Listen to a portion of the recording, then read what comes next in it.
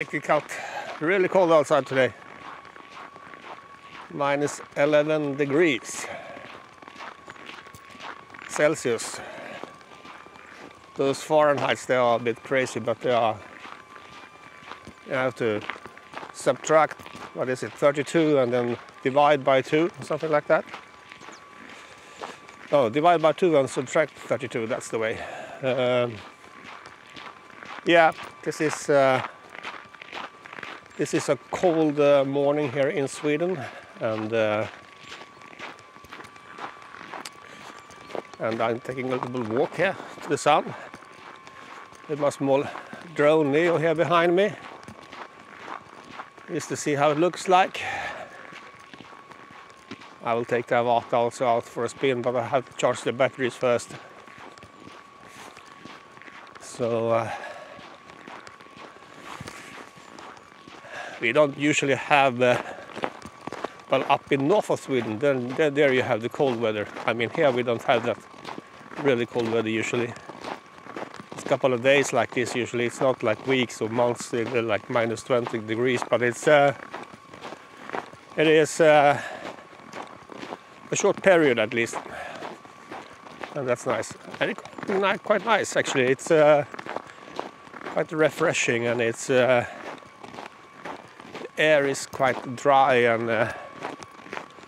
and good, so on. So it's quite nice.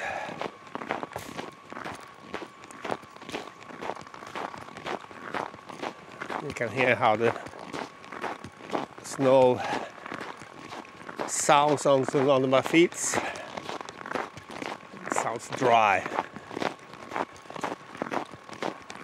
The wet snow is not nice. That's rubbish. It's pain. I think in the olden days here now, when I'm getting older, I don't like snow too much. When I was a kid, I loved it because you could play so much with the snow, you know. But I doubt that the kids today played that much with snow either, actually. You know, we could build things with snow. We could make igloos with snow. We could have snowball fights. We could have, you know, you could ski in the snow. You could go with your racers in the snow and so on and so on. But, well, yeah, I don't know what kids do today. Yeah, it looks nice. Nice and cold.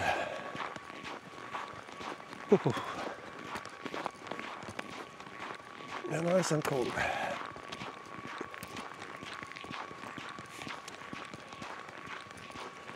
We have a couple of beavers, at least one, living somewhere downstream here on this river, this creek, and it's damming up the waters.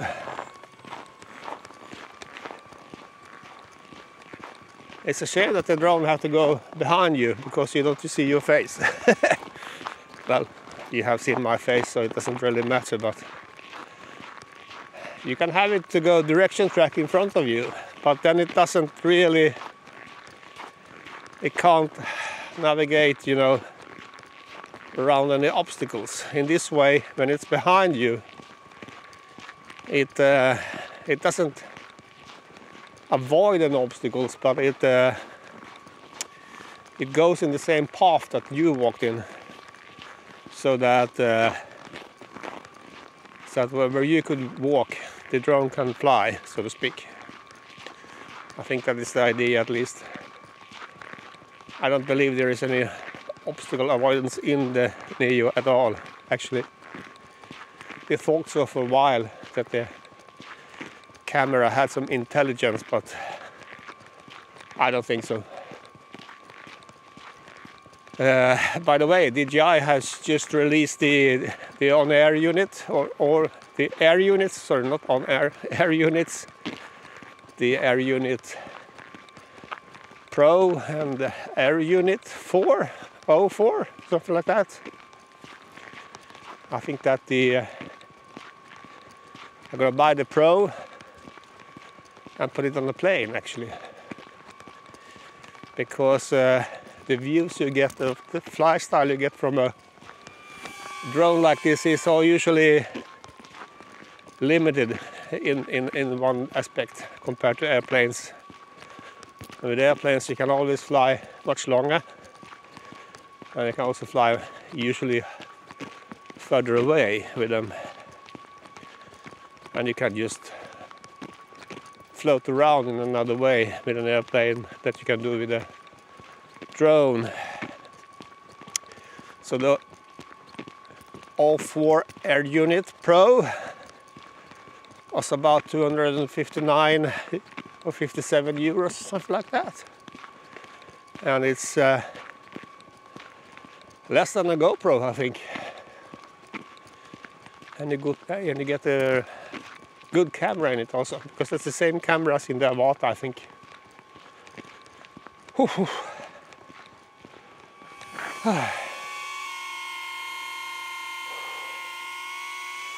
It's called morning walk in Sweden.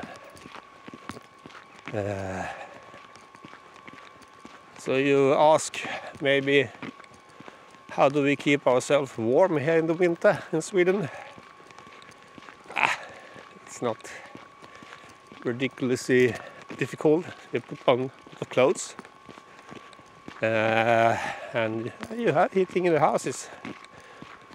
Instead of air conditioning, we have heating. It's the opposite. And we have thick insulations in the walls.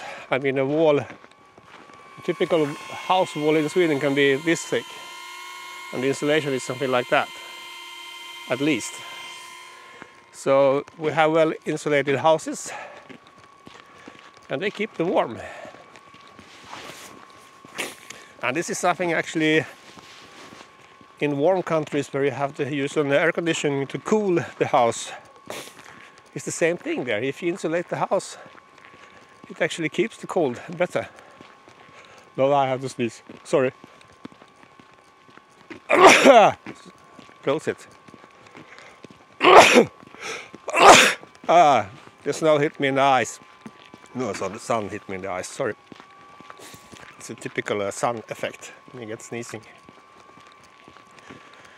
Okay. So the battery in the Neo lasts, I think it lasts long enough to get to the end of the road. I haven't charged it for a while, but it doesn't seem to drop the charge as quickly as say Avata and Mavic. The batteries may be so intelligent, but one problem that I've seen with the Neo, last time I tried to fly it in a hall, it didn't work at all. It was just crazy. It was like somebody had given it some booze or something like that, because it was flying around the whole place, and it was the lack of a GPS, of course. And that's the weakest spot on the Neo, is the GPS antenna. I don't think that the GPS receiver itself is bad, but the antenna is rubbish. I think it's the same type of GPS stuff that you have in a watch, and they are not usually very, very good either.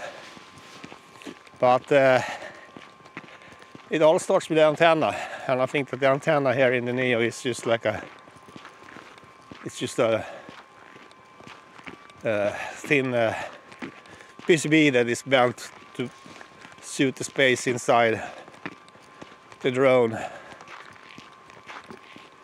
So it's not.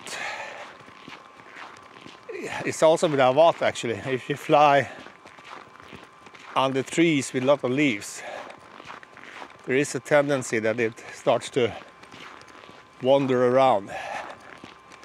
So when you lose the satellites, it doesn't stay on place as the old drones did actually. It just wanders away in some strange way.